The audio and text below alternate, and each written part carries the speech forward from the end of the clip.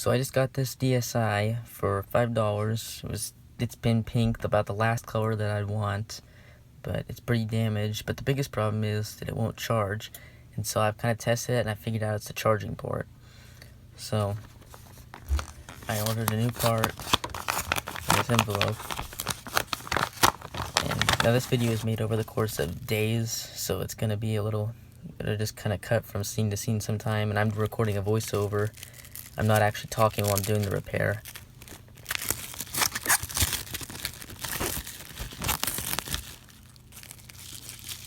But anyways, there's what the new piece looks like. It's got two little legs on the bottom where it'll be soldered into place.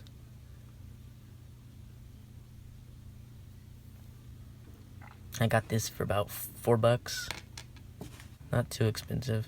But anyways, to start the repair, you're gonna want to take out these two screws on the battery door.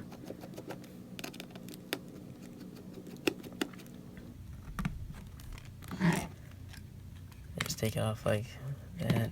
And the great thing about the screws in the battery door is that they're captive, so you're not gonna have to worry about losing them. And then just take your fingernail and pry the battery out like that.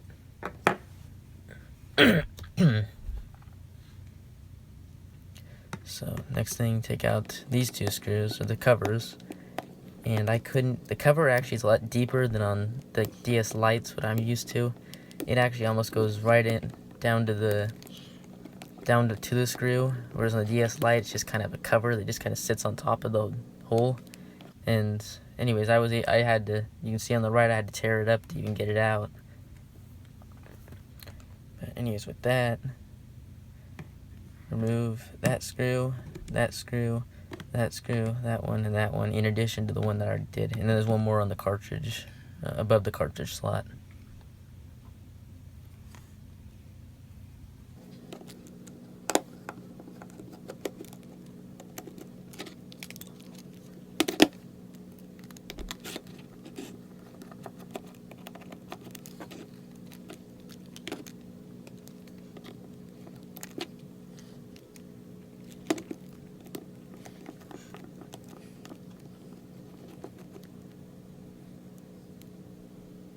See how dirty this system is.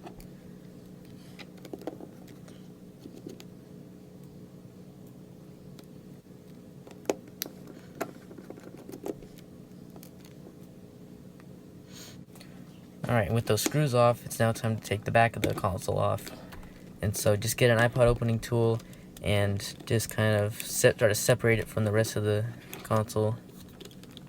Just go slow. Make sure you don't want to break it or damage it or anything. Of course, in the case of this console, it's not like it even matter.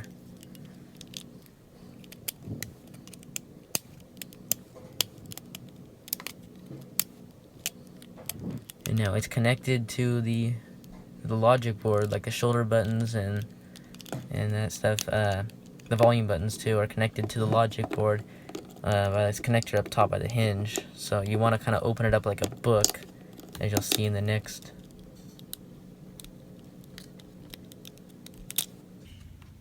Like that. And there's the connector down there. Real simple. All you gotta do is just take even your fingernail will work, or an iPod opening tool, and just pry it off from the board.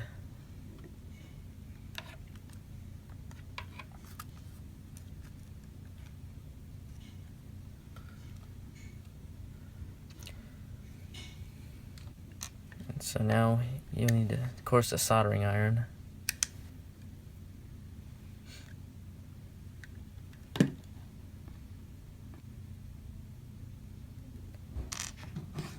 Then what we're gonna do is, you actually want to cut the old piece off if you can. And of course, don't damage the board or anything, but just kind of take that piece off. Then you want to cut it down the middle. And the reason this is because then you'll have two pieces, but they'll be held in by one solder pad each, so it'll be a lot easier to remove. Instead, you kind of have to heat both up at the same time and try and remove it.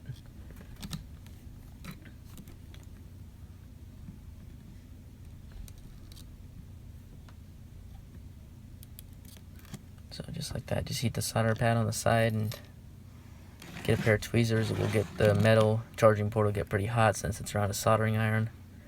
Be careful on that screw hole. You can see I just melted it there.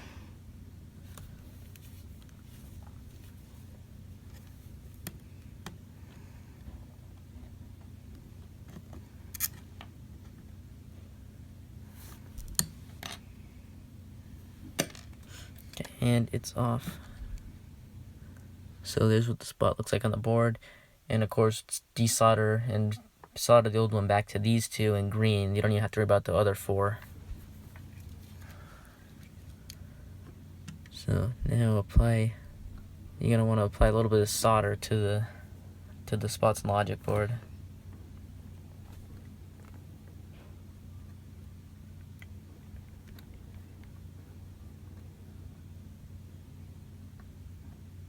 And you don't need a lot.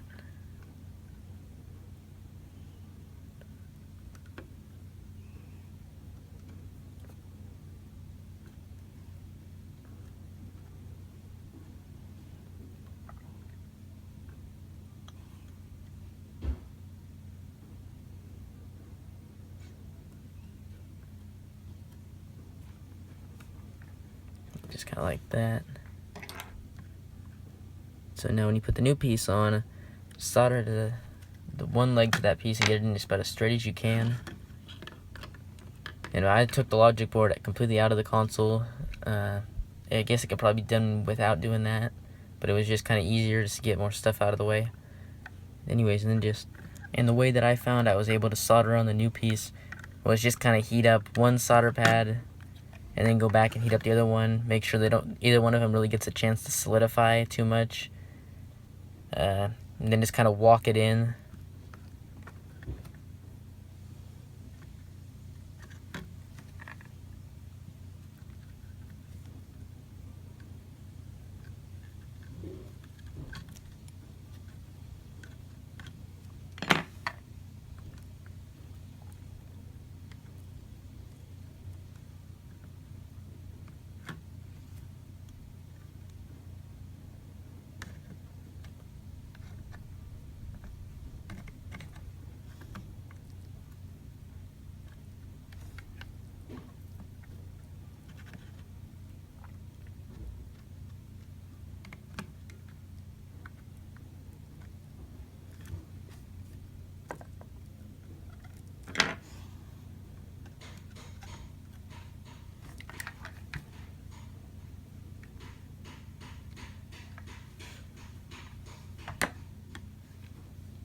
So should be done now.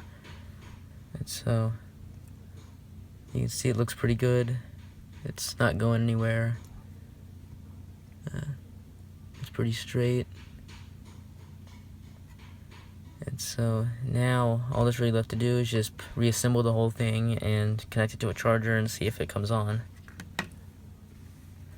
So connect to the charger and the charging light comes right on, so that means the repair was a success. So hope you found this video useful, hope you enjoyed it, and don't forget to like and subscribe to my channel. I'll be doing more stuff like this. I ordered a Super Famicom from Japan that I'm going to be cleaning up and restoring, and hopefully that should be here soon.